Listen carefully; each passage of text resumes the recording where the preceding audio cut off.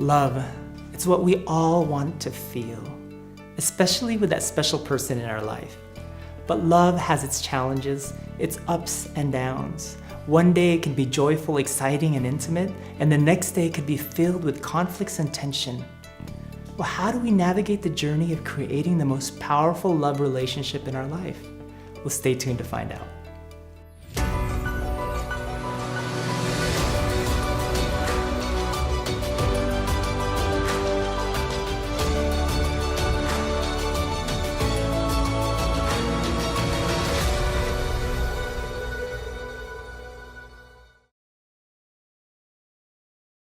Welcome to Transformational Messenger TV. I'm very excited about today's conversation because love is one of the most powerful things that can transform your life and your business. When your relationships are in harmony and synergistically amplifying your joy and greatness, it creates ripples that can positively transform your life. But when your relationships are in a state of conflict or chaos, it can create this whirlpool that pulls you downward into a spiral that sucks the joy and confidence out of you. So where do you start?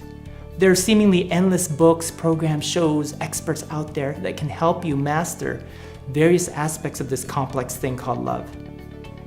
Well, what I've found in my 26-year journey with the love of my life is that true love starts with you. That's why I'm truly honored to introduce you to who I think is one of the most knowledgeable and powerful experts on love.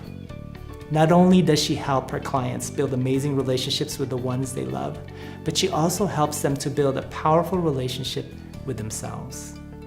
Kimi Avary is a relationship navigation specialist who works with men and women who have challenges relating with each other, both personally and professionally.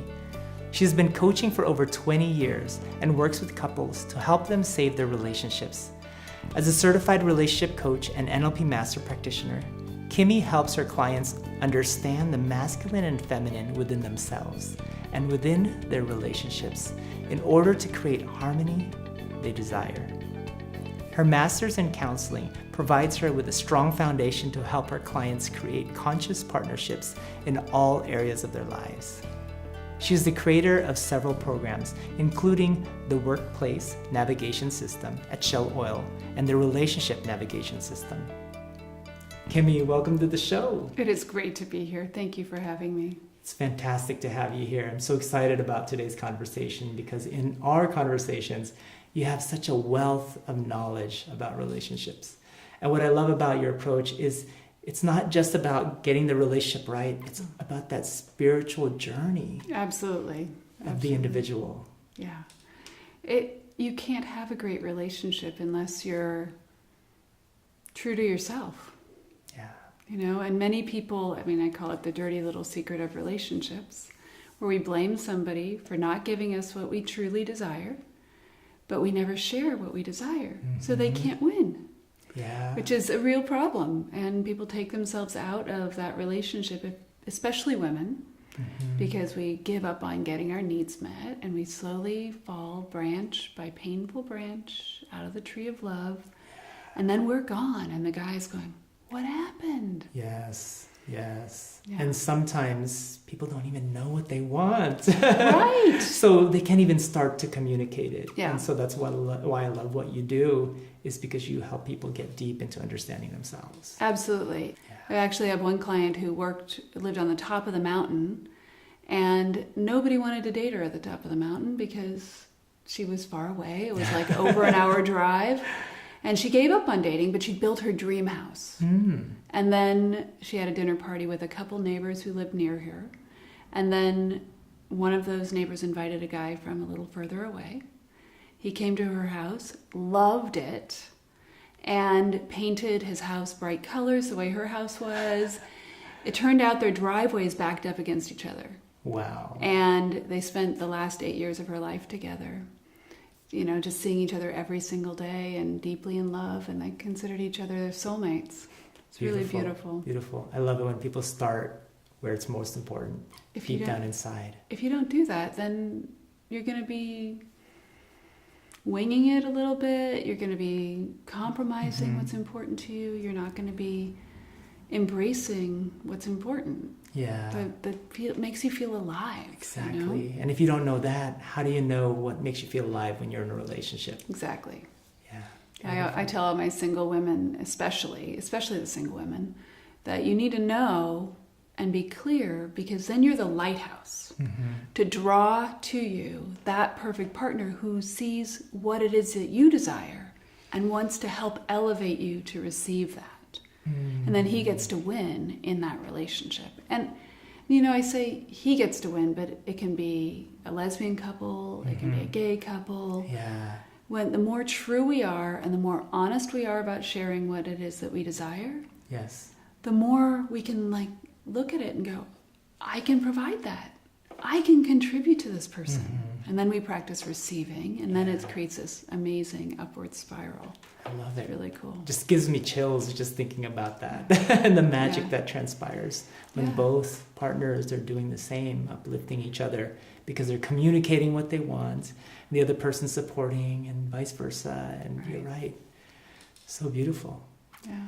So why do people have so many problems and challenges? It sounds so amazing and perfect. Why? Yeah. Well, okay, so I think that it started more so when the feminist movement came around. And we haven't had the right to vote for even 100 years yet. We're close, but we haven't. And we're earning the right, and we're building up this equal movement, right? Which is a fantastic thing. Yeah. And we made a mistake in how it was translated in the world. We said we are equal and the same. So women tried to be more like men. And men tried to, or were forced to, or were encouraged to be more feminine, which is not, in itself, that's not even a bad thing. But what happens is, when we're like men, hunters don't date other hunters, right? So the masculine is the hunter. Yeah. And they don't date other hunters, so then there's the competition, and there's all these things that show up that don't show up in the polarity of the masculine and feminine, right? Yeah, that's right. Instead of complementing, it's competing. Right, right. So then what happens is this whole instinctual realm of the masculine and feminine is a little confused. Where maybe 200 years ago it wasn't as confused. Women kind of knew they were women and men knew they were men, and it was pretty clear about roles and ideals and what you need to do to survive. And now everything's sort of turned on its head. So there's that competition, and the way to sort of overcome that is to understand the instinctual differences so that you can get to this, what I call the conscious place. So this is what I describe as instinct is down here. Yes. And 80 to 90% of relationship problems, I'm convinced, come from instinctual misunderstandings. And then, in order to have the conscious relationship, you've got to understand this, and then you can rise above it and make conscious choices. Yeah. You know, I know people who are super conscious, like amazing individuals, and they still have relationship problems. And they think that just being spiritual and being all about love is going to do it. But it doesn't. And then they break up, and they've had the love of their life, the soulmate, and they just walk away from it because they don't know how to make it work. Yeah. And what I teach is all about understanding this so that we can get back here. Yes. Yes. You know? Yeah, I noticed that too in my journey, because I had had a very, very long relationship, and then I went through this conscious awakening and shift, and it rocked my relationship so much so that, I mean, we were maybe considering, you know, is this right? Is this relationship right? But what I found is that, again, it was really about how I perceived her, not the chaos in the relationship and how we started to separate in terms of our interests, because, you know, I was going on a different journey than she was. And so what I've learned is that it's not about the differences. It's about the connection that can be even present in the most intense conflicts. Absolutely. Absolutely. And that's the key. Well, when you're true to yourself and you're remembering your spiritual connection, and you're showing up in love, and you're understanding this piece about navigating our differences, that's where peace can thrive. That's where harmony can thrive. Because I think we can have great relationships with a lot of different people. Yeah. You know? Yeah. And it's relationships and love are about making a choice. About making a choice of showing up over and over and over again amidst the changes and the evolution of our partnership. Yeah. My husband and I have been together for 10 years and married for a little over 6. And in this process, he's had some health challenges. He's changed careers. And one of his careers, he became a scuba dive instructor, and he spent 5 years of our married life talking about scuba diving and becoming a course director. So he teaches instructors now, which is a fabulous thing. And being responsible for beginning divers is highly dangerous because you go down in the water and you need to come back. Or if somebody goes up to the top, you've got to go get them and bring them back down or they can die. Yes. Right? And he's had some lung injuries because of that. So now he's reinventing himself again. Right? And how do I, as his wife, show up and support him in reinventing himself when my instinct says, oh my God, what's he going to do? He's had these injuries. How's he going to be? All of that kind of stuff. And if I can calm that down and remember that he's single focused and now he needs to generate a new passion, and he can still keep his passion for diving as a hobby, but leading, instructing is not so much the thing that needs to happen anymore. But he's got to develop himself, and I need to stay calm. A lot of women freak out when you're reinventing yourself, and you probably experience this. Well, you hear a lot of expressions from women. It's like, I love my rock, right? That's what they love, is like a solid man, like who's there and he's consistent, and it's like they can go through their emotional journey and he's just there. Yeah. But when that rock is no longer a rock, that's a big threat to a lot of women. And I actually call that the cocooning phase, and men and women both will go into that. Yeah. And the reason I like the word cocooning is because a caterpillar entirely disintegrates before they come out the other side.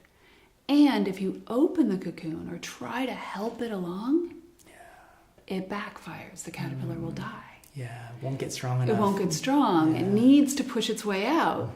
So our job is to witness the journey, I love that. That's such a power. I mean, I just want to pause and just be with that, because a lot of times we just want to help, but really helping them sometimes is like letting them learn and strengthen their wings so that they can fly even higher. Exactly. Yeah. That whole idea of helping somebody, most of us will dive in and try to do it without being asked. And when we're doing it without being asked, then we're providing what we think they need instead of what they really need. So, and a lot of women will get tripped up in this a lot. We see you uncomfortable and we dive in to fix it. And men get blamed as fixers. Women, emotional upset will cause us to dive in, right? Because we need that rock. So we're trying to fix it, and you're like, stop. And then you go into your cave, and then we're upset, and it doesn't go very well, right? So when we can just take care of ourselves, find our joy, because really happiness is an inside job. We take care of ourselves, and we just continue to provide the space and contribute, support you in evolving, and words of affirmation to say, I believe in you. I mean, there was one period of time when Art was transitioning from working for somebody else into his own business. So this is way back 10 years ago. And we had some upset. It was actually before, so I guess we're at about 6 years ago. Anyway, sorry. Women like details. So anyway, 6 years ago, we split up before we got married. We split up because he was going through this big transition, And I needed him to be more solid, and we took a break. And when I asked him later on what he needed from me, he said, I needed you to just tell me every day that you believed in me. And so now I do, right? Because that's what I call the platinum rule of relationships, is to do unto others as they would have you do for them. Right? Yeah. That's powerful. Because one of the things I learned in my relationship is to give her space at the end of the day to just emote and share and not fix it. Yeah. But I never really thought of what I needed. And you just paraphrase that in such beautiful words. Yeah. All I need is for her to say, I believe in you. Yeah. And so many women feel like we're looking for the rock, but we don't know we're looking for the rock. Or we may know it, but we don't deliver that message quite well or very well. So we're trying to get you to stand up and be a man, but our delivery isn't encouraging or supportive. It feels more like criticism to you, because we're like, we need you. Show up.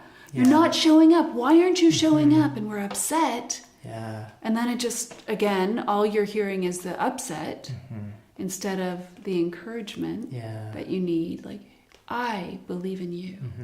And what happens in my mind is like, I'm a disappointment. I can't get this right. I'm not making her happy. It's like, or I get stuck in my shame. And all of those things are not conducive to building the connection. Right. Well, building the connection, or even getting yourself out there. So in your intro, you said something about if your relationship's not working and you're upset, we spend an enormous amount of time, we being, I think, our culture, being upset in relationships. And that's just not how it has to be. Yeah. We tolerate relationships because we don't know how to fix them. Or we go to marriage therapy by the time we're on our way out the door. And that doesn't go very well.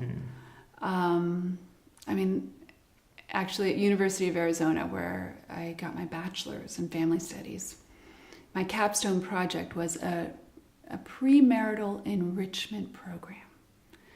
I found that if I called it a counseling program, nobody wanted to do it. Yeah, because they think something's wrong with them. Right? So a premarital enrichment program. Let's learn some relationship skills so we have that in our toolkit so that we can go forward. And when things change, because things will, that's one thing we can be certain of. Things are going to change every day, a lot. And when we have the tools, we can navigate those more effectively. Yeah, beautiful. There's a study done at UC Berkeley that says the single most important factor for relationship longevity, after studying these couples for 40 years, is a woman's ability to recover after an argument. Wow. It doesn't matter if you recover first, and ladies always laugh when I say this, is that if you've recovered first and we're still angry, we're going to give you the evil eye. And you're going to feel that, and you're going to be like, oh yeah. But if she can recover, you'll recover, and then you guys can move forward. But if she's holding on to things, I was on the phone with a couple last night, and something happened 3 years ago. It was a huge shock to her, and she's been feeling betrayed for these 3 years. And so we were unpacking and doing forgiveness work. And the tone of her voice and the anger that was present, he's like, you keep bringing it up. And, well, it'll keep being brought up unless it's truly healed. Yeah. And healing requires ownership. Not so much that you did what you did, but ownership that you never meant to hurt that person's feelings. So it doesn't work to say, I'm sorry your feelings got hurt. That's going to make somebody, it'll elevate the anger. Let's put it that way. It's interesting though, because you'd think it's empathy, right? Right. I'm sorry your feelings got hurt. No. in that situation, if there's such hurt feelings, I'm sorry, I hurt your feelings. And then because you're not necessarily apologizing for being late or doing that thing you did. And that's interesting, because I feel the difference in that when Yeah. you said that to me. Even though a lot of people say, no, you didn't really hurt their feelings, they interpret it a certain way, you know. Yeah. But the way that it's received, it feels so much more sincere, and the pressure just leaves. And you can reboot. It's like literally rebooting a system, right? Wow. And you can reboot someone's feelings, even if you're not the person who did the situation. I'm sorry he hurt your feelings, or I'm sorry she hurt your feelings. I was working with a guy one time who was a Vietnam vet, and he was still harboring anger, and there was an election a couple years back, maybe 10, 12 years ago, where they were bringing up the Vietnam vet and how the war was wrong and all this, and the vets, like, if they hadn't made it to the other side of realizing the war was wrong and that they weren't wrong for doing what they did, there was this, it's not wrong. We were being, you know, it's all about honor and good soldiers. So they couldn't make that leap, except with this particular guy, I said, I'm sorry they betrayed you. And he got teary-eyed and moved because he was feeling like the betrayal from the government, from the people who had sent him to war that was a war that shouldn't have happened, you know? And so he was somebody I just met. And being able to reboot somebody's feelings and experience and help them to heal that past so that they can be present and show up in love, right? And what I'm hearing is that you gave voice to his emotions that he was repressing and saying it's wrong. Even if the ego is saying and blaming, a lot of times we consciously say, no, we can't blame, it's not their fault. But when you actually say that, it actually gives a path for that emotion to be expressed. Exactly. It's very powerful. And they feel, and then they feel it, and then they release. And so on the call last night, she said, and I had him repeat it a couple times, explain why it had to be worded that way. And he said it a couple times. And she was like, I said, how are you doing? Because we're on the phone, right? I can't see her. And she says, my eyes are all watery. I feel like she's feeling the shift in her body. Yeah. Love that. And that's what's important. Beautiful. You know, I was going to ask you, what is the core? Because there's so many people that talk about relationships, and we get relationships advice everywhere. But everybody's still fumbling and really trying to make it happen. If we were to just distill it to the core, what is that problem and how do you address it? So from my perspective, the problem is, and actually let me back up a teeny bit. I've been studying love and relationships my entire life. I always wanted to get married, have a family, and I couldn't seem to make it work. And then about 12 years ago, I came across some material about understanding men from a masculine perspective. And it changed everything for me. Literally, it made it possible for me to meet, marry, and stay married to my husband. I'd been a very strong feminist, went to girls' boarding school, went to women's college, all of that. And I'd been on edge and battling because I wanted the equality, right? Yeah. But it wasn't making a relationship happen, you know, and I'm not a mean person. I'm a pretty nice person, you know? So it was like, what's wrong with this picture? Maybe I intimidate men. Maybe, you know, maybe I'm too smart. Maybe I couldn't figure it out. And then when I started understanding men, I began to communicate with them in a way that worked for them. So it healed my relationship with my father. And of course, I'm married now. And to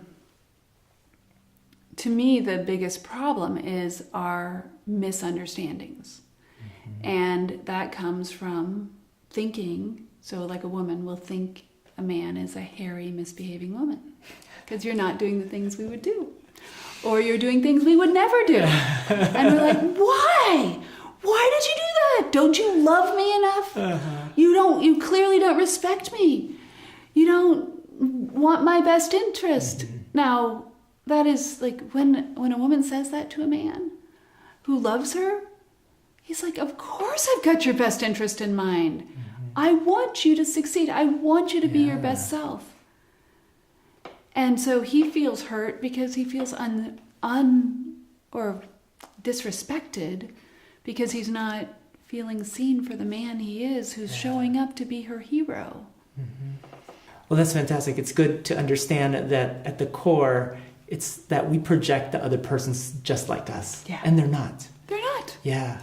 And I know that you have this amazing navigation system. Yeah. Can you share with us a little bit about how that works? So it got developed because I kept teaching the same things over and over again on my coaching calls. So it's 12 weeks and actually 13 because I've got a very basic introduction course that is called The Real Truth About Successful Communication Between Men and Women.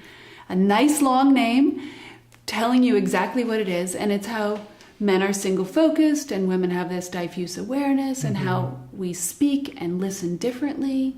And once you get that piece down and you learn how to draw out the sacred communication in yourself and the sacred listening in your partner, it becomes this amazing foundation to grow from, okay? So then the relationship navigation system builds on that. It talks, we explore the masculine and feminine within each person and within each dyad. And that can be personal relationships, work relationships, family relationships. It all shows up. The same stuff shows up. So then we talk about instinct, which is all this default. And you can tell it's instinct because it's that knee-jerk reaction. You just sort of rise to the bait, so to speak. It's that reaction, you're immediately upset about something. A great example, dishwashers. Women will go in and reorganize dishwashers because there's a right way to do it. And then we're upset because our partners don't load the dishwasher. And he doesn't load the dishwasher because she's constantly changing it and fixing it, right? So it's such a simple little thing, but couples fight over the dishwasher. They fight over the dirty socks. Yeah. I'm laughing because it's interesting because I have the opposite where I like to load it a specific way so everything gets cleaned and my wife just puts it in there, right? Right. So do you fix it? I do fix it. Yeah. But I stopped telling her, like, you got to do it this way unless something really gets dirty. But yeah, I really stopped trying to change her. Yeah. It's like, okay, when I'm doing the dishes, I'm doing it my way. We all take turns. And my guess is that you're reloading the dishwasher because it's practical to get things clean. So as women, we've got a certain way to process things. That's part of our instinct, right? If you take an olive from a tree and you just eat it, it's going to be really awful. Yeah. But if you process it in a certain way, it becomes a delicious treat, right? Everything that a woman does regarding food, the feminine, I should probably say, that regarding food or processes in the kitchen, have a logical reason for doing it because it's going to work out. And then when somebody doesn't do it that way around her, she'll find herself irritated and then cranky, and then the people around her stop doing things in her kitchen. And then she's upset because they're not doing things, right? They're not helping out. Why doesn't he help out? Why don't the kids help out? Well, because she's not allowing them to do it their way, right? Yeah. So, and even your rearranging it afterward and not bringing it up to your wife, that's logical, right? It's like, why do I need to make it a fight? If I have a way to do it, I can just fix it. It's not a big deal. And I've learned how to do that myself. I just rearrange it, make sure nobody's watching, because I don't want to hurt somebody's feelings, and I don't want to create an argument, and I don't want to stop them from helping out, right? Yeah. But often we will nitpick and try and criticize. So actually that's one piece, another piece of the relationship navigation system. So we've got the masculine and feminine and instinct and spirit. And then we talk about commitment. how commitment works for the masculine and feminine. Hugely misunderstood. Really? They're different. Oh my God. So different. So the feminine is the supporter, adapter. Think of that word. We flow, we enhance life. That's what we do, right? The masculine energy is the producer, the provider, protector, right? There's a single focus in that. Like even you're loading the dishwasher. It's like, I'm going to get it done. I've got a job. This is how I'm going to do it. And it works, right? So because of the commitment on the masculine side to provide and protect, once you're in for life. And it starts with the proposal. And she says yes. Women think it starts when you say I do. It doesn't, right? And there's a switch in a man's heart that says, I'm in. And it's turned. And then this is his commitment circle. And he puts his wife in here. And he puts his kid in here. Noah's in here for you, right? Yeah. And these are people you die for. Yeah.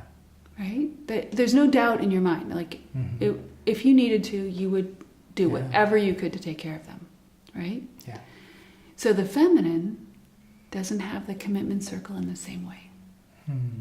We vote every day on a relationship. Wow. Based on context. And it can drive us crazy because one of the things that happens is we think you're doing the same thing. Because we think you're like a woman. But you're not. So we'll preemptively break up with somebody thinking that if we've done something that we think you're going to break up with us about, we'll dump you. But that's, he's not thinking that. He's thinking, my wife's sometimes like that. Okay. She, I may not be happy with something that happened, but you're not thinking I've got to break up with her, right? Different with women. So the reason that's the third module in relationship navigation system is because when a woman understands that you're that committed, she can relax into that circle. And even though she'll still vote, she'll still think about the context. Can I do this? Can I not? If she knows that your arms are around her, she can relax into that. And even though the voice will still drive her a little nuts, she doesn't have to break up to make it work. She has to be more clear about her needs. So that's part of the relationship navigation system. What is it that you truly need? And then how do you express it in a way that your partner can get it? Yeah. Women usually don't know what we need until we're upset without it. Which doesn't go very well, right? No, it doesn't. And because, I'm familiar with that. Right? Because then we're like, wow, why aren't you doing this? Well, we've got to back up. And this is what I coach guys to do. Your partner's upset. Say, okay, whoa, I see that you're really upset about something. I think there's something you need that I don't know about. And maybe I should know. Maybe I should know, but I don't. So would you be willing to sit down with me so we can figure out what it is that you need? Because I really love you and I want to provide that for you if I can. Yeah. Right? Beautiful. Great strategy for men. I mean, it's like really helpful. And a woman who hears that, okay, he does care. It's okay. Right? And then her job is to learn what it is she needs and then how to express it. And it's probably like a titanic or giant, gargantuan task to do that. And when we do that, we become the queen in a man's life. Because you don't have to guess. Yeah. Right? Yes. So this couple that I know, she's very domineering. And I was really surprised that he seemed happy all the time. And then I started understanding about men. She always lets him know how he can win with her. He never, ever has to guess. And so he's happy because he gets to win. Yeah. And she's happy because he provides what she needs. I love that. Yeah. Wow. Yeah, it's interesting what you're saying, because one of the mantras I hear men say, happy wife, happy life. Exactly, right? And that really distills it into one statement. It's like, I really just want her to be happy. Yeah. And so if we can get that communication open so that he understands how to make her happy, Yeah. it makes it so much easier. Well, and the truth is, it's not your job to make her happy. But as my husband says, it works out much better when I think it is, you know? Yeah. And so my job is to give you quality information. Mm-hmm. And then, aside from quality information, to be happy when you provide that. A lot of women do this thing where we're unhappy on principle, because if we demonstrate that we're happy, we think you're going to stop doing anything. Mm. Which is, from a masculine perspective, it's like, are you kidding me? Of course. If I get the right thing, I'm going to do it over and over and over again, right? Yeah. Yeah.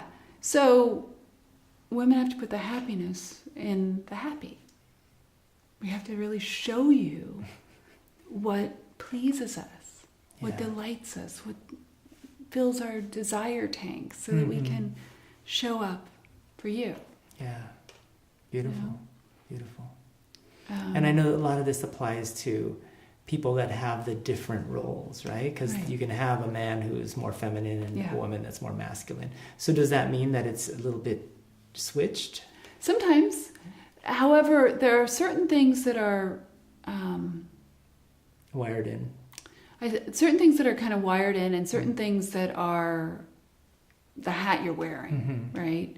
Yeah, so that's true. Depends on the role that you're playing. It depends on the role. And so sometimes in a family, in a couple, in the kitchen, one person will be accountable and be in charge, and the other person won't be.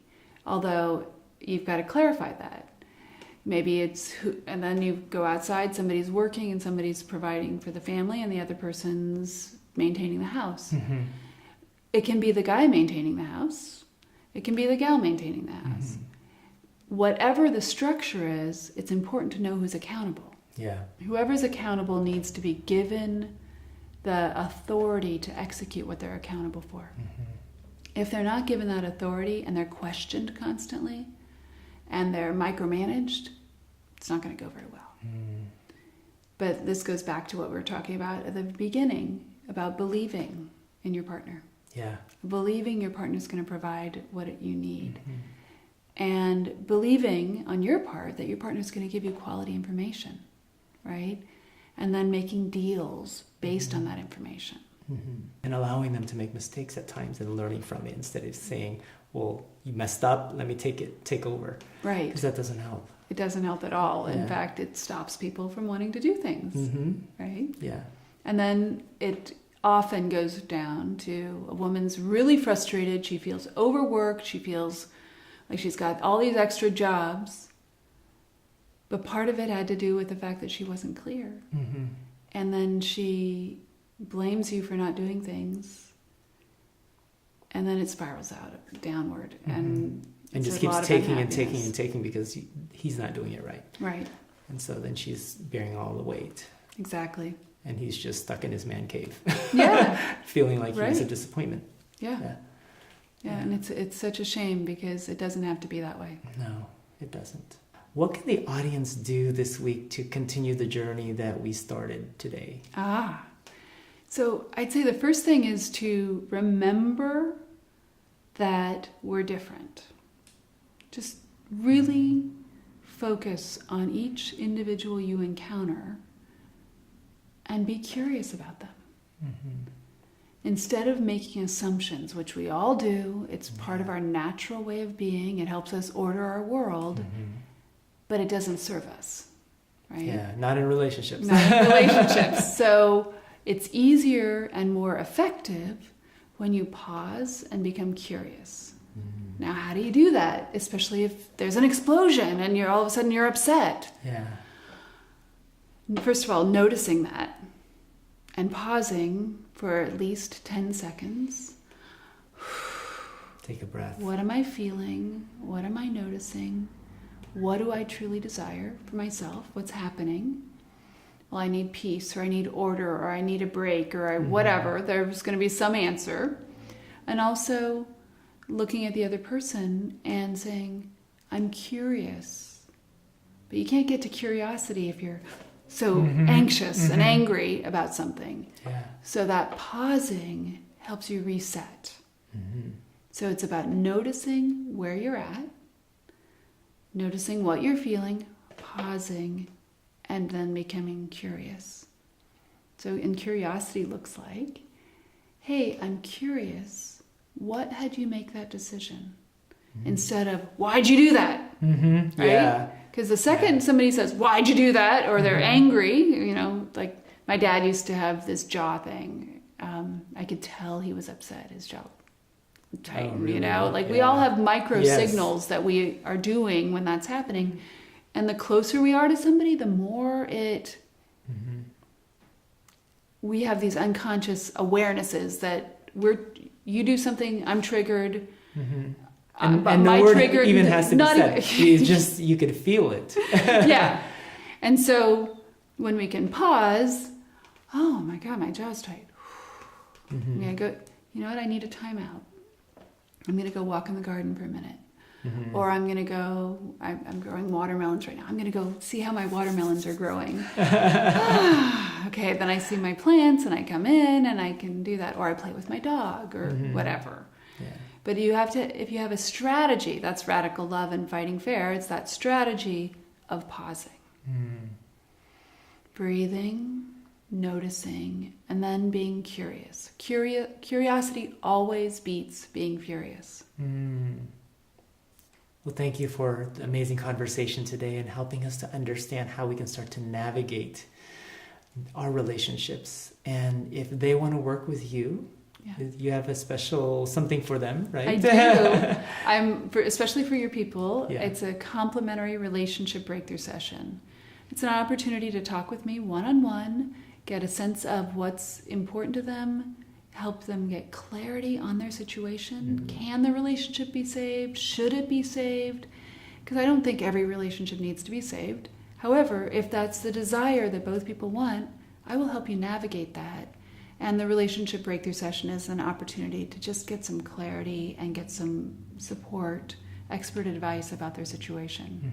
That's an amazing gift, Yeah. Kimi. Thank you so much for offering that. I know in our conversations, sometimes when I'll talk about my relationship, it's like, I just want to go on the phone for hours with you because you have just so many amazing insights and ways that I can start to look at it differently and approach it differently to create a more powerful relationship. And, you know, I do have a good relationship with my wife. Yeah. I did talk about that a little bit earlier, how we had that rocky start. And when I shifted to this new place of being an entrepreneur and a coach.